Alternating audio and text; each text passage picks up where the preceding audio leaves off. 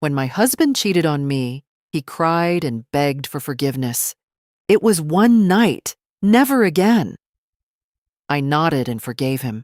But a month later, he received an envelope from a lawyer. His hands began to shake when he saw, "Good day, dear listeners, it's Briella again. I'm glad you're here with me. Please like this video and listen to my story till the end and let me know which city you're listening from. That way I can see how far my story has traveled. I used to think I had the kind of marriage other women quietly envied, not in a showy way. We weren't the couple who posted anniversary photos every year with long captions about soulmates and blessings. We were quieter than that, steadier, I thought. Daniel and I had been together for 11 years, married for 8 of them, living in a pale yellow house on Crescent Drive in Asheville, North Carolina, with a vegetable garden I actually tended, and a dog named Biscuit, who slept at the foot of our bed. We had a good life, a real one. The kind built from Saturday morning farmers markets and arguments about whose turn it was to call the plumber and Sunday dinners that ran long because neither of us wanted the conversation to end. Daniel was a project manager at a mid-sized construction firm. I was a high school English teacher. We weren't wealthy, but we were comfortable. We had savings. We had plans, a trip to Portugal the following spring, maybe finally finishing the back porch. We talked about adopting a second dog. We were, I believed, fine. Looking back now, I can see exactly where the cracks started. I just didn't want to. It began small, the way these things always do. Daniel started working late more frequently. 2, 3 nights a week, sometimes not home until after 9. He said a big commercial project had come in, tight deadline, the usual chaos. I believed him. Why wouldn't I? He'd worked late before. But something about the quality of his lateness changed. He used to call on his way home just to say he was leaving. He stopped doing that. When I mentioned it, he said he'd been distracted, tired, stressed. He kissed my forehead and went to shower. Then came the phone. He'd always been relaxed about his phone, left it on the kitchen counter, never flinched when I handed it to him or glanced at the screen. Suddenly it was always face down, always on silent. He took it into the bathroom. Once, when it buzzed on the nightstand at 11:30 and I instinctively reached for it, he was out of bed before I could blink, snatching it up with a speed that startled us both. He laughed it off. "Work stuff," he said. "You know how Rick is about night messages." I nodded. But I lay there in the dark for a long time after he fell asleep. I started noticing other things. A slight distance in his eyes when we talked at dinner. Like part of him was somewhere else. He started going to the gym on Sunday mornings. Fine, healthy, good. Except he'd never cared about the gym before. He bought new cologne without mentioning it. He began folding his own laundry, which in 11 years he had never once done voluntarily. None of these things, alone, would mean anything. Together, they formed a shape I recognized but refused to name. I told myself I was being paranoid. I told myself I'd been reading too many sad novels, talking to too many divorced colleagues. I threw myself into grading essays and walking Biscuit and planning the Portugal trip. I kept busy. I kept my eyes on the surface of things because I was terrified of what might be underneath. And then one Thursday night in October, Daniel came home at 11:15. I was still awake, sitting at the kitchen table with a mug of cold tea, not reading the book open in front of me. He walked in and stopped when he saw me. Something moved across his face. Guilt, I know now, though I called it exhaustion at the time. He sat down across from me. He didn't take off his jacket. He folded his hands on the table and stared at them for a long moment. And then he told me, one night, a woman from the client's firm. It meant nothing. It was a mistake, the worst mistake of his life. It would never happen again. He was so sorry. He was begging me, please. His voice cracked and then broke entirely, and Daniel, who I had never once seen cry in 8 years of marriage, was crying, shaking, his hands trembling on the table between us. "It was one night," he said. "One night, Claire. I swear to God, never again. Never."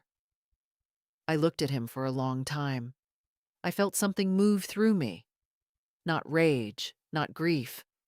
Something colder and more precise than either. I reached across the table and put my hand over his. His shoulders collapsed with relief. "Okay," I said quietly. "I forgive you." I meant it in that moment.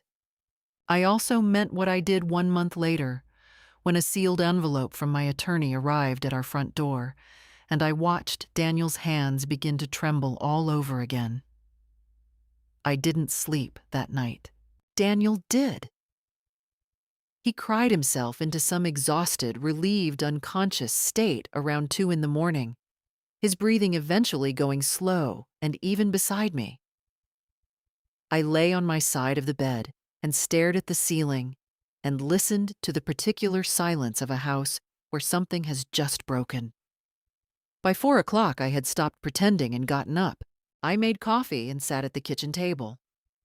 The same table where he'd confessed, where I'd held his hand, where I'd said the word forgive. And I let myself think clearly for the first time. Not emotionally, clearly. I was a woman who taught teenagers to construct logical arguments, to follow evidence to conclusions. I decided to apply those same skills to my own life. First, what did I actually know? I knew my husband had slept with another woman. I knew he'd said it was once. I knew that men who are discovered rarely confess to more than the minimum. I knew that the changes in his behavior, the phone, the gym, the cologne, the distance, had been building for at least 2 months, possibly longer. One night does not require 2 months of behavioral change. One night does not make a man start hiding his phone from his wife of 8 years. I also knew that I had said the word forgive before I had any idea what I was actually forgiving. Second, what did I stand to lose? We owned the house jointly. We had a shared savings account with $42,000. Money I had contributed to equally, month by month, for 8 years. I had a retirement account in my name, and Daniel had one in his, but we had always talked about them as ours. I had turned down a department head position 2 years ago because Daniel's job required us to stay in Asheville, and I'd been loyal to that decision. I had shaped my professional life around the geography of his career. I had given this marriage my 30s, my best decade of energy, ambition, and possibility. And I had said forgive in 45 seconds while he was still crying. Third, what did I actually want? This question sat in front of me like an unfamiliar object. I turned it over carefully. Did I want to save the marriage? Maybe. If the marriage I thought I had was real, but I was no longer sure it was. Did I want revenge? No. Revenge was messy and expensive and didn't get you anything you could bank. What I wanted, I realized slowly, as the sky outside the kitchen window began to lighten from black to gray, was information and control. Those were the 2 things that had been taken from me. Those were the 2 things I intended to get back. I called in sick to school that morning for the first time in 3 years. While Daniel was in the shower, I went to his home office and photographed every document I could find. Tax returns, bank statements, the mortgage paperwork, his employment contract. My hands were perfectly steady.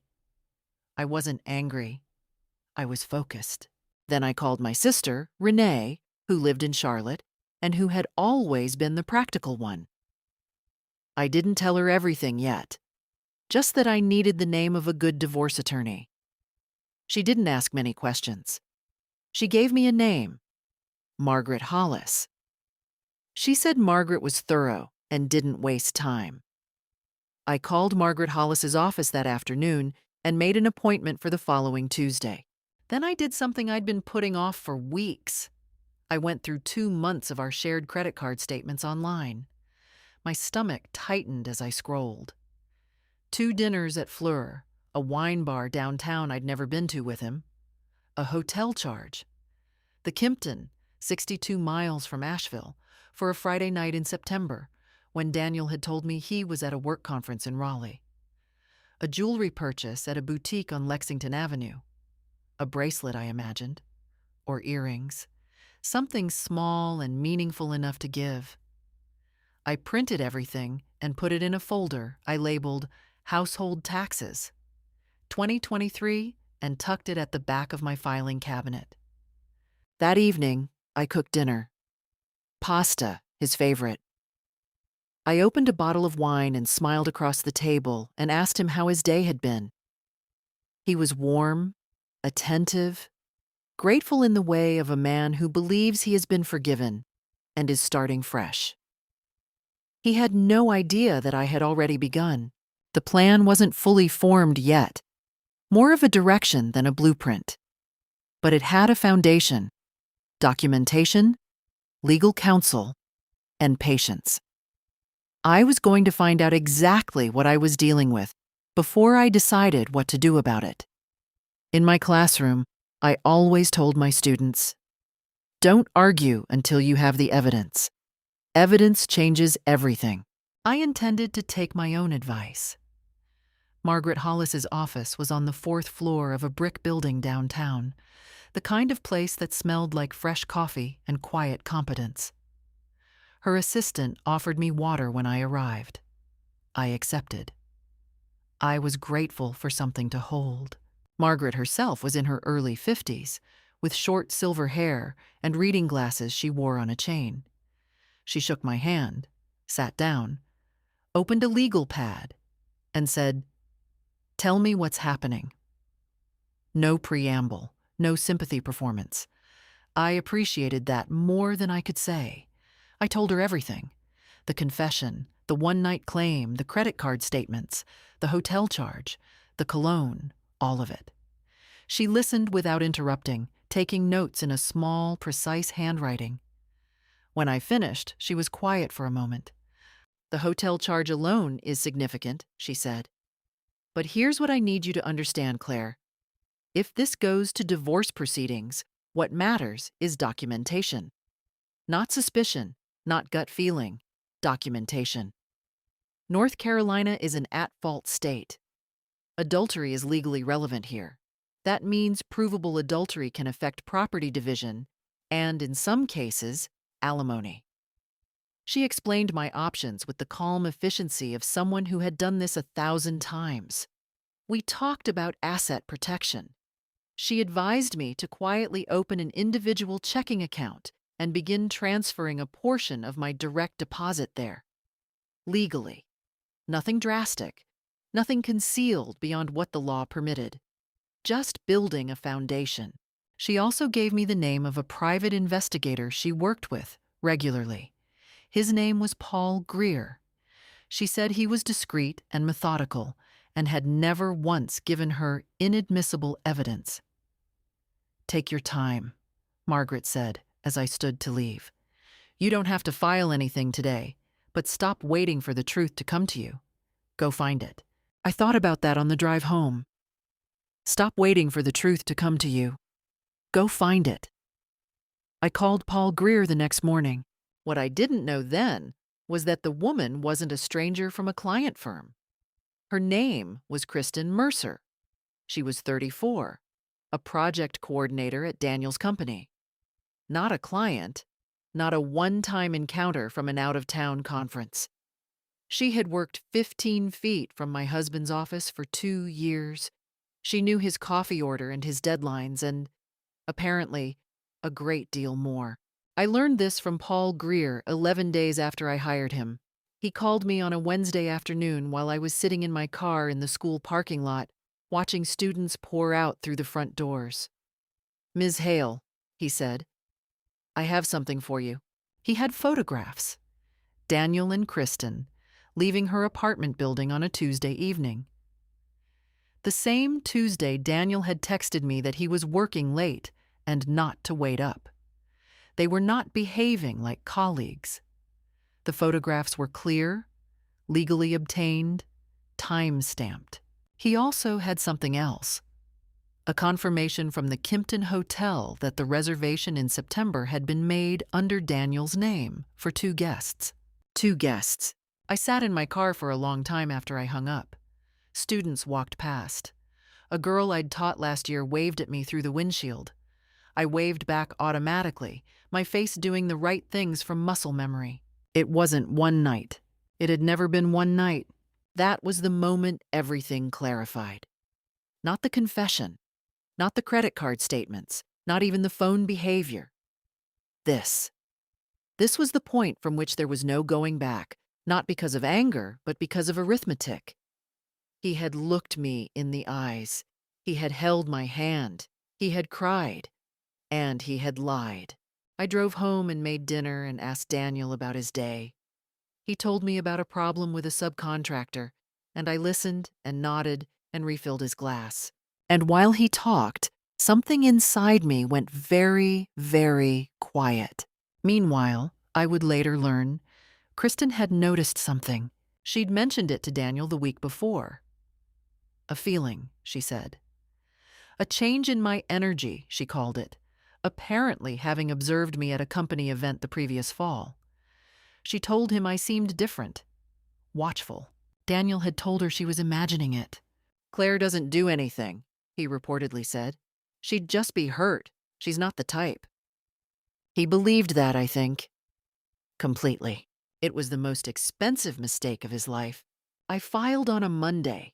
Margaret had prepared everything with the careful precision of someone building a structure meant to withstand weather. The petition cited adultery. Documented, supported by the photographs Paul Greer had provided, and the hotel records and the credit card statements I'd assembled over weeks in my folder labeled Household Taxes. 2023. We also filed for equitable distribution of marital assets, including the house and the joint savings. The process server reached Daniel at his office at 2:14 in the afternoon. I know this because Margaret's assistant called to confirm. I was standing in my classroom at the time, reading a student essay on The Great Gatsby, specifically the passage about the green light, about yearning for something that is already gone. I thought that was fitting. Daniel called me 14 times between 2:14 and 4:30. I let every call go to voicemail. I picked up biscuit from the neighbor who'd been watching him, drove home, changed into comfortable clothes, and sat on the back porch with a glass of iced tea, watching the garden. When Daniel's car turned into the driveway at 5:15, I was still on the porch. He came around the side of the house, still in his work clothes, the envelope in his hand. His face was a kind of white I'd never seen on him before. He stood at the porch steps and stared at me. Claire. His voice was barely functional. You should call an attorney, I said pleasantly. Margaret Hollis can give you a referral if you need one. You said you forgave me. I did, I said. And then I found out what I actually forgave. Those are different things, Daniel. He started talking. The old language. The language of we can fix this. We can go to counseling. It was a mistake. I ended it. I swear it's over. And I listened to all of it with the patience of a woman who has already made her decision and is simply waiting for the other person to exhaust themselves. I have an early morning tomorrow, I said when he paused for breath. You should stay at your brother's for now. I've already spoken to Margaret about the interim arrangements. He left. I don't think he believed even then that I was completely serious. The call from Kristen came 3 days later. She called my personal cell. I still don't know how she got the number, though I have my suspicions. It was a Thursday evening, just after 7. I answered because I didn't recognize the number. This is Kristen Mercer, she said. Her voice was controlled, the voice of someone who has rehearsed. I think we should talk. About what specifically? I asked. She seemed briefly thrown by my calm. Then she recovered. She said that what I was doing was going to hurt a lot of people unnecessarily. That Daniel and I clearly had problems that existed long before she came along. That dragging this through the courts was vindictive and would destroy his career. And she wasn't going to let that happen. I noticed the phrasing. She wasn't going to let that happen. I appreciate you calling, I said. You should know that this conversation may be relevant to the proceedings, and I'd encourage you to speak with your own attorney before contacting me again. She raised her voice then. She said I was being calculating and cold and that I didn't even really love Daniel. I was just doing this out of ego. She said she knew people. Her family knew people. The kind of people who could make things complicated for me professionally. She wanted me to understand that teaching jobs were not easy to hold on to when there were questions about a person's character and stability. Goodbye, Kristen, I said, and ended the call. I sat for a moment. My heart was beating faster than I would have liked. That was the part I hadn't entirely anticipated, the direct intimidation, the mention of my job. I took 3 slow breaths and then called Margaret and told her about the conversation. She took notes and said it was potentially useful and reminded me to document the call log. After I hung up, I allowed myself to feel the fear properly for about 45 seconds. It was real. It had edges. And then I let it pass. I called Renee and told her I needed a long weekend. She said to come to Charlotte immediately.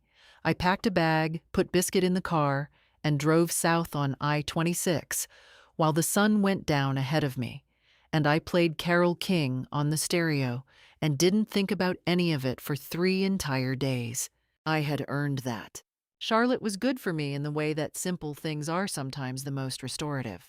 Renee lived in a narrow townhouse in Noda with a small terrace and a rotating cast of neighborhood cats that came to beg at the railing. She fed me without fuss. Scrambled eggs, good coffee, pasta on the second night. She asked questions when I wanted to talk and didn't ask them when I didn't. Biscuit sat on her couch and shed enthusiastically on her cushions, and she never once complained. On the second evening, we sat on the terrace and she said, "How are you actually doing?" I thought about it honestly. "Clearer than I've been in months," I said. "Scared sometimes, but clear." "That's enough," she said. "Clear is enough." I believed her. I came back to Asheville on a Tuesday morning. The house felt different without Daniel's physical presence, quieter in a way that was initially unsettling and then, gradually, not. I opened windows. I moved a lamp he'd always put in the wrong corner. Small adjustments. The architecture of a life being rearranged. The text from Daniel came on Wednesday afternoon. Not angry. That surprised me. It was careful, soft, written in the voice of the man I had married rather than the man I had discovered. "Claire, I know I don't deserve anything from you, but I've been thinking about Portugal, about the porch we were going to finish, about how long we built this. I'm not asking you to forget what happened. I'm asking if there's anything left worth fighting for. Please just think about it. That's all." I read it twice. I noticed the specific details he'd chosen. Portugal, the porch. Things that had been ours. Things he knew would land with weight. It was skillful. I won't pretend it didn't touch something. But I also noticed what wasn't in the message. An acknowledgement that he had lied to my face. Not just cheated, lied. Held my hand and cried and told me it was one night knowing it wasn't. The text was about his loss, his grief, his hope. It was not about what he had actually done. I typed, "I've thought about it." I didn't send anything else. I mentioned the text to Margaret at our next meeting. She noted it. She said Daniel's attorney had been in touch and that he was likely operating under the assumption that the emotional appeal might soften my position before negotiations began in earnest. "Does it?" she asked without inflection. "No," I said. What helped, what genuinely helped, was the people I told. I had kept this very private for weeks, which was the right instinct legally and logistically, but it had its cost. Silence about pain has a weight, so I began, selectively, to let people in. I told my closest colleague at school, Diane, a history teacher who'd been divorced herself and who received the information with a brisk, compassionate practicality that I found enormously comforting. She didn't perform shock. She didn't make it about her. She brought me a casserole on Thursday and sat with me for an hour and talked about the logistics of rebuilding, financially, emotionally, practically, with the matter-of-fact energy of a woman who had been through it and come out the other side. "The first year is the hardest," she said, "and then it just becomes your life, which is actually fine." I also called my college friend Priya, who was now a family law attorney in Atlanta, not to replace Margaret, just to talk to someone who understood both dimensions. Priya was direct in the way that only old friends who are also professionals can be. She said I was doing everything right. She said the documentation was smart, the timing was smart, and that Kristen's phone call, especially the veiled threat about my job, was potentially very stupid on Kristen's part. "That kind of thing tends to come back," Priya said. "How so?" I asked. "Courts and school boards both have long memories," she said, "and neither one likes to feel manipulated." I held on to that. By the end of the second week, something had shifted internally. The fear was still there. I don't want to suggest otherwise. But it had been joined by something else. A kind of quiet, load-bearing confidence. The kind that doesn't announce itself. The kind that simply holds. I started finishing the back porch on my own. I bought lumber. I watched tutorials on YouTube. I measured twice, cut once, like my father had always said. It wasn't about the porch. They came on a Saturday. I saw Daniel's car pull up from the kitchen window, and I noticed immediately that there were two people in it. Something moved through my chest. Not surprise, exactly. More like the specific feeling of having a suspicion confirmed. I had not invited Kristen Mercer to my home. I took a slow breath, dried my hands on the dish towel, and went to the front door. I opened it before they reached the porch. I stood in the doorway. Biscuit pressed against my legs but didn't bark. He'd always been a gentle dog. Daniel looked worse than when I'd last seen him. Thinner. There were shadows under his eyes. He was dressed carefully, which I recognized as effort, and he was holding himself with the deliberate composure of someone who had rehearsed his lines the night before and believed rehearsal would be enough. Would be. Kristen was taller than I'd expected. She stood slightly behind him, which I noted. She was wearing a gray coat and no expression that I could read. "Claire," Daniel said, "thank you for opening the door. Can we come in? We just want to talk." "About?" I said. "About all of this," he said. "About. There has to be a way to handle this that doesn't have to be so adversarial. We want to see if we can come to some kind of understanding." I looked at them both for a moment. Then I stepped back and let them in, which surprised them, I think. I had weighed this decision already. Margaret had advised me not to have substantive discussions without her present, but she had also said that observing what they chose to say could be informative. I invited them to sit in the living room. I offered nothing to drink. They sat on the couch. I sat in the armchair across from them, biscuit at my feet. The distance was deliberate. Daniel began. He was careful at first, reasonable sounding, measured. He talked about the mutual cost of contested proceedings. He talked about the house, the savings, how much would be consumed by attorneys. He talked about how neither of us needed to emerge from this destroyed, as he put it. He used the word rational 3 times in 5 minutes, as though framing this as a question of reason rather than consequence would somehow reorganize my priorities. "This doesn't have to be a war," he said. "We can do this quietly, privately, without the adultery filing. A clean separation, equitable. No one's reputation damaged. I noticed the no one's reputation part. That's one option, I said. Then Kristen spoke. I'll give her this.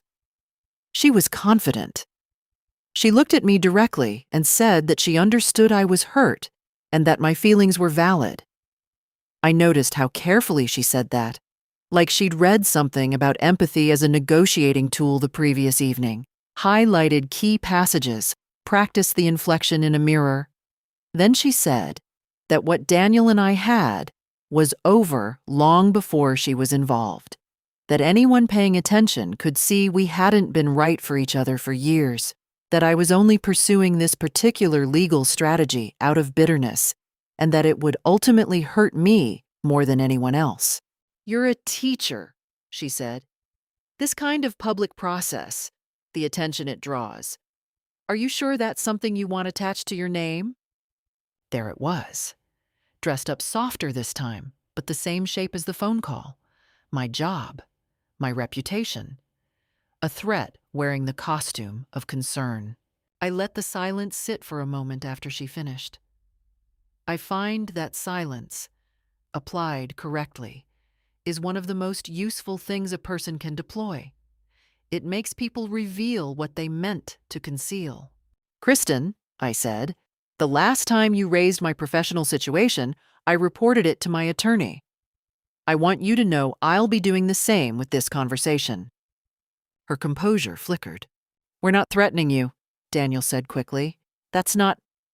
I know what it is, I said, and I want to be very clear about something. This process will continue exactly as Margaret and I have planned it. The filing stands. The documentation stands. I'm not angry at either of you. I want to be transparent about that, because anger would be exhausting, and I have better uses for my energy. But I'm also not going to change course because you've asked me to, or because Kristen has concerns about my name being in court documents. They looked at each other. The glance between them was quick, communicative, the shorthand of two people who had discussed contingency plans. I saw Daniel give the smallest shake of his head, as if to say, this isn't working. And I told you. You're being vindictive, Kristen said. The pleasantness had dropped entirely now. Her voice had a new edge, clipped, direct, the voice she probably used when she wasn't performing. I'm being precise, I said. There's a difference. You know this destroys him, she said. Is that what you want? To destroy someone you claim to love? I looked at her steadily. I want what I'm legally and rightfully owed, I said. That's all I have ever wanted from this process. You came here today hoping I'd be too intimidated or too sentimental to hold my position. I'm neither. They left shortly after. Daniel didn't say goodbye. Kristen's jaw was tight as she walked to the car, her heels sharp on the porch boards. I watched them go, watched the car pull away without either of them looking back, and then I went inside and stood in the kitchen with my hands braced on the counter. My heart was hammering, but beneath the fear was something else. A clean, bright current of absolute certainty. I was not going to give an inch, not one. The deposition was scheduled for a Thursday morning in February in a conference room at Margaret's office building. I arrived 12 minutes early. I wore a navy blazer over a white blouse and a pair of low heels I could walk steadily in, and I brought nothing with me except a notepad and a pen. I had read every document in our file over the preceding 2 weeks. Read them until the dates and the amounts and the locations were as familiar to me as lesson plans I'd taught 20 times. I had nothing to prove and nothing to hide, which is the cleanest position a person can occupy in a room like that. Daniel arrived with his attorney, a man named Graham Fuller, who had a reputation, Margaret had told me, for aggressive posturing and rapid settlements. He was tall, well-dressed, and carried himself with the specific confidence of a man who had won enough to assume he would keep winning. Kristen was not present in the room. She had her own separate legal exposure in this, but her shadow was everywhere. Daniel looked at me when he came in. I looked back at him steadily, and then returned my attention to my notepad. I would not give him the relief of an emotional reaction. I had decided that, before I left the house that morning, the deposition proceeded with the methodical rhythm of legal process, which is both tedious and quietly devastating in equal measure. Fuller's strategy became apparent within the first 20 minutes. Minimize the duration, minimize Kristen's relevance, characterize the marriage as already deteriorated before the affair began. Position Daniel as a man who had made a single, isolated error in an already failing relationship and had come forward voluntarily out of honesty and remorse. It was a coherent story. It just wasn't supported by the evidence. Margaret was patient and surgical. She asked questions in the way of someone who already knows every answer and is merely providing the witness the opportunity to contradict them publicly. She introduced the hotel records first. The Kimpton reservation, September 14th. 2 guests. Daniel confirmed his name on the reservation. He said he had taken Kristen there once, early on, before he had ended it. "When did you end it?" Margaret asked. "Before I told Claire, October. I told Claire because I wanted to be honest."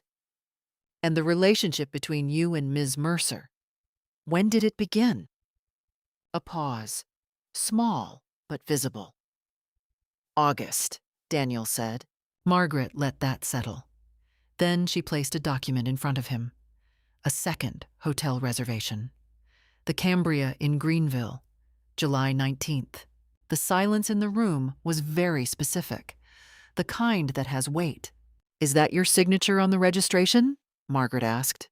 Fuller leaned in. There was a brief, whispered consultation. Daniel confirmed it.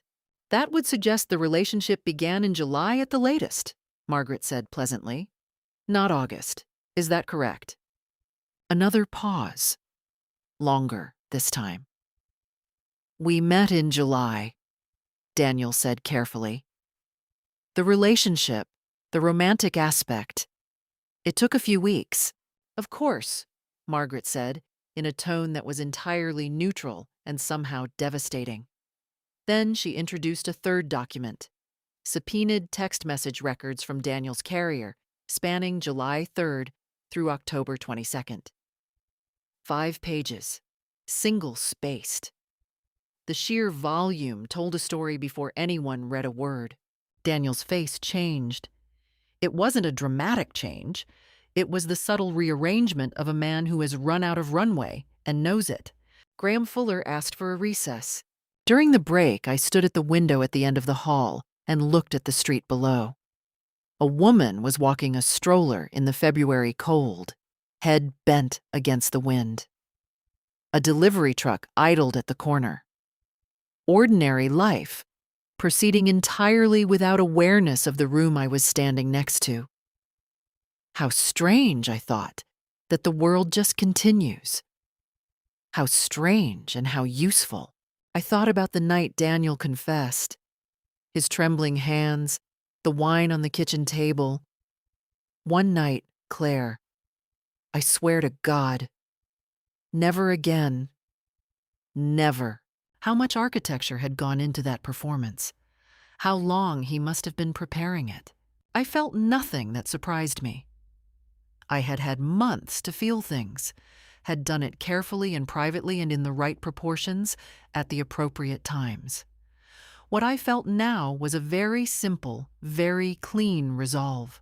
When we reconvened, Fuller introduced his pivot, the argument about the quality of the marriage prior to the affair, emotional unavailability, Claire's focus on work, disconnection, a relationship already in decline before Kristen entered the picture. It was a predictable tactic, and Margaret had prepared me for it thoroughly. She asked me directly, for the record, "Mrs. Hale, were you aware of any significant marital problems prior to your husband's disclosure in October?" "No," I said. "I was planning a trip to Portugal with my husband. I was tending a vegetable garden. I was making dinner. I was, to the best of my knowledge, in a functional marriage? And when did you first suspect your husband was not being truthful about the nature or duration of his relationship with Ms. Mercer? I described it precisely and in sequence. The behavioral changes beginning in late summer, the credit card records, the hotel discrepancy, the conversation with Paul Greer on a Wednesday afternoon in a school parking lot while students walked past my car. I spoke in complete sentences. I did not cry. I did not raise my voice. I looked at the court reporter when I spoke, clearly, so nothing would need to be repeated. Across the table, I watched Daniel's composure come apart. Not dramatically, not in a single moment, but in the slow, irreversible way of something that has lost its structural support. He had built his account on a story. The story no longer held. By the time we finished, the record was complete and unambiguous. 4 months at minimum. Deliberate, repeated deception. 2 hotels. 5 pages of messages. A bracelet. And 1 night at a kitchen table, holding my hand, crying. Margaret gathered her papers with the efficiency of someone entirely satisfied with the day's work. Outside in the February cold, I breathed slowly and let the air fill my lungs completely. I had not broken, not once. The settlement was finalized on a Tuesday in late April. North Carolina family law operates under equitable distribution, which does not automatically mean 50-50. It means fair, and fairness is built from context. Margaret had spent months assembling that context with the care of someone constructing something load-bearing. The documented adultery, the sustained and deliberate deception, the career accommodation I had made 2 years prior, declining the department head position, restructuring my professional ambitions around the geography of Daniel's job. All of it was part of the record. All of it shaped what the court determined was equitable. I received the house, the pale yellow house on Crescent Drive, with the vegetable garden I had planted, and the back porch I had finished with my own hands, and lumber from the hardware store, and tutorials watched on a laptop at the kitchen table. The house was mine. I received 60% of the joint savings account, $32,800, calculated on the basis of the career sacrifice, the disproportionate financial contribution during the period of the affair, and the documented use of marital funds for hotels, restaurants, and a bracelet I had been right to imagine from the first moment I saw the boutique charge on the statement. I received my retirement account in full. Daniel retained his, which was smaller, because he had managed it with the same diligence he had managed everything else. Daniel was ordered to contribute to my attorney's fees. Margaret had anticipated this possibility. I had not permitted myself to hope for it. When she told me, I sat quietly in her office for a moment before I said anything. "All of it?" I asked. "A significant portion," she said. "Yes." I nodded. I looked at my hands. Then I said thank you. And I meant it for everything.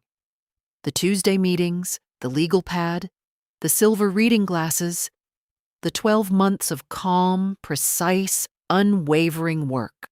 He also lost something that neither Margaret nor I had engineered, but that neither of us had been entirely surprised by. His position at the firm, workplace relationships between supervisors and subordinate coordinators, particularly when they generate litigation, become part of a public legal record and involve the sustained misuse of the professional trust that a senior title carries, have a way of surfacing in the attention of senior partners and HR departments. A partner at Daniel's firm, a man in his 60s with a long memory and firm views about what a company's name should be associated with, reviewed the situation and determined that Daniel's conduct constituted a violation of the firm's professional standards policy. The power differential between a project manager and a coordinator reporting within his chain of influence was a particular concern. Daniel resigned before a formal process could be initiated. I learned this through a mutual friend, not from Daniel, who had stopped contacting me after the deposition. He relocated to Knoxville shortly after, to his brother's house. He was renting a room there, I understood. He had no mortgage, no significant savings remaining after the settlement and the legal fees, and no position at the company where he had spent 12 years building a career. He had Kristen, I supposed, though not for long. Kristen's situation had its own particular and unsentimental logic. Her position at the firm became untenable as well. She submitted her resignation within 2 weeks of Daniel's. The professional disruption, the HR scrutiny, the knowledge that her name was woven into a court record, none of it was survivable in the same building where it had all begun. Whatever she had imagined for herself on the far side of this, Daniel, a new beginning, a version of someone else's life reoriented around her, did not materialize in the form she had envisioned. They were together for a few months after the settlement. I heard this from the ambient information that circulates through a mid-sized city, whether you seek it or not. And then they weren't. The architecture of a relationship built in secret tends to look very different once the secret is gone. The transgression that had bound them, the shared thrill of concealment, the particular intimacy of being someone's hidden life, dissolved when it became public record instead. What remained, apparently, was not quite enough. She moved to Charlotte. I heard this eventually and did not pursue the details. The apartment on the east side of Asheville, the one outside which Paul Greer had taken his time-stamped photographs on a Tuesday evening, had a for rent sign in the window the one time I happened to drive past. I had not driven past deliberately, but I noticed the sign, and I felt something that was not triumph and not satisfaction and not quite relief. It was something quieter than any of those things. The feeling of proportion restored, of a scale that had been tipped violently to one side, settling slowly back to level. The call from Daniel's mother, Carol, came in late May. She was a small, sharp-eyed woman from Knoxville who had always been more clear-eyed about her son than he was about himself, and who had never quite known what to do with that clarity. She called to tell me she was sorry, not on his behalf, on her own, for what I had endured, for how faithfully I had shown up to something that had not shown up for me. I thanked her. We talked for 20 minutes about nothing in particular, her garden, a book she was reading, a neighbor's new porch. We have spoken a few times since. It was, in its way, the most unexpected grace of the entire year. Margaret and I met for coffee after the final paperwork was signed. Lexington Avenue, 2 blocks from the boutique. I had chosen the location deliberately, and she had not commented on it, which was exactly right. She said I was one of the most prepared clients she had worked with in 20 years of family law. "You came in ready," she said. "Most people come in hoping. You came in ready." "I teach teenagers to argue from evidence," I said. "Eventually, you start applying it everywhere." She laughed. I laughed. The afternoon light came through the window at a low angle and made everything briefly golden. I drove home to Crescent Drive with the windows down, my house, my garden coming in, my dog at the door. I sat on the porch I had built and I watched the spring arrive, unhurried, precisely on schedule. The summer after the divorce was the first one I can remember in a very long time where I woke up most mornings without dread. Not without difficulty. I want to be honest about that. There were hard days. Days when I walked through the house and felt the echo of what it had been, when the silence in the kitchen at 7 in the morning had a specific quality that I hadn't yet made peace with. Days when I passed the spot on the couch where Daniel used to sit with his coffee and the Sunday paper, and the absence had a shape I could almost see. Days when I wondered, briefly, whether I had done the right thing. Not because I doubted the decision, but because even right decisions carry weight, and weight is not always comfortable, and comfort is not always a reliable measure of correctness. But the mornings without dread outnumbered those days by a margin that kept growing. And eventually, the margin became so wide that I stopped counting. I accepted the department head position, the one I'd declined 2 years earlier to stay moored to Daniel's geography, to keep our household stable for his career, to be the kind of partner who accommodates. My principal had kept tabs on me. She's that kind of administrator, attentive in the way of someone who tracks people's potential as a professional obligation. And when she heard, through the particular efficiency of a school's internal information network, that my circumstances had changed, she came to my classroom doorway one afternoon in June and leaned against the frame and asked if I was ready. "I think I've been ready for a while," I said. She smiled like someone who had suspected as much. The position came with a modest salary increase and a new set of responsibilities, and an office with a window that looked out over the school's courtyard. Which sounds minor and was not minor at all. It was the first room in that building that was entirely mine, chosen for me, earned by me, belonging to no one else's story. I spent 2 evenings in August arranging it. I put a small plant on the windowsill. I hung a print I'd bought years ago and never found the right wall for. I sat in the chair behind the desk and looked out at the courtyard, and felt, in a way I had not felt in longer than I could precisely date, that I was exactly where I was supposed to be. I adopted a second dog in July. Her name was Georgia. She was a mid-sized hound mix with a deeply serious face and a hilariously undignified relationship with Biscuit, whom she adored from the first afternoon, and bossed around with the cheerful tyranny of someone who has decided another creature is their entire project. The house, which had felt large in all the wrong ways after Daniel left, too quiet in the evenings, too many rooms with no particular reason to enter them, felt full again, differently full than before, but genuinely so. Fully occupied by a life that was actually mine. Renee came for a long weekend in August. We finished the garden properly, the back section I'd been meaning to expand for 2 years, and opened a good bottle of wine on the porch I'd built, and talked until the mosquitoes made staying outside untenable and drove us laughing through the back door. She said I looked 10 years younger. I told her that was hyperbole, and she told me she had a master's degree and knew what hyperbole was, and this wasn't it. Priya drove up from Atlanta in September. We ate at Fleur, yes, that Fleur, the wine bar from the credit card statement, the one Daniel had taken Kristen to twice while telling me he was working late. I had avoided it for nearly a year, and then one morning, I decided that avoidance was a way of letting a place retain a meaning it no longer deserved to hold. We made a reservation. The food was excellent. Priya ordered the salmon. I ordered the duck. We stayed for 3 hours and talked about everything except the divorce, which felt by then like the right proportion of attention to give it.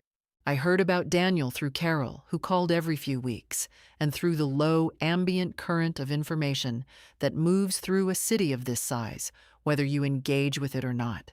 He had found work eventually, a smaller firm in Knoxville, a meaningful step down in both title and compensation. He was renting an apartment near his brother's neighborhood. He had, according to Carol, become quieter, more careful. She described him with the measured, complicated tenderness of a mother who loves her child and is not blind to what he cost himself. I did not wish him harm. I want to be clear about that, because it would be easy and false to perform a bitterness I don't actually carry. But I did not wish him back, either. The man I had loved was real. I still believe that. But he was not the whole of who Daniel was. and the rest of him had made choices I could not have built anything lasting on.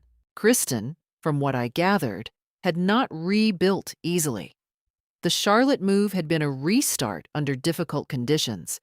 No professional network in a new city, a resume with a gap that required explanation, the particular exhaustion of starting over in your mid-30s without the foundation you had imagined you were building toward. I did not follow her story closely. I did not need to. What I understood was simply this: she had wagered on someone else's life and lost. Because that is almost always what happens when you wager on something that doesn't belong to you. What changed most profoundly, in the end, was something internal that resists clean articulation. I had spent years making myself smaller in ways I had not recognized as smallness. The accommodations, the compromises, the quiet subordination of my own ambitions to the shape of someone else's needs and geography. I had called all of it love, and some of it was. But some of it was also fear. Fear of disruption. Fear of being difficult. Fear that my own full size might be inconvenient. I was no longer afraid of my own full size. I was teaching books I loved. I was growing tomatoes and eating them warm from the vine in the long summer evenings with Georgia asleep at my feet and Biscuit watching the yard with his customary philosophical calm. I was finishing things I'd started. I was sleeping deeply and waking without the low, unnameable weight that had been sitting on my chest for longer than I had honestly admitted. I was, in the most ordinary and most complete sense of the word, home. Here is what I know now that I didn't know then. Forgiveness and strategy are not mutually exclusive. You can mean both at once without contradiction. I forgave Daniel. I also protected myself.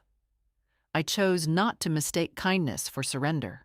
If someone shows you who they are in the moment they think they've escaped consequences, believe them completely. What would you have done in my place? Would you have stayed? Would you have fought? I'd genuinely like to know. If this story stayed with you, leave a comment. Subscribe if you want to hear more. And thank you, truly, for listening.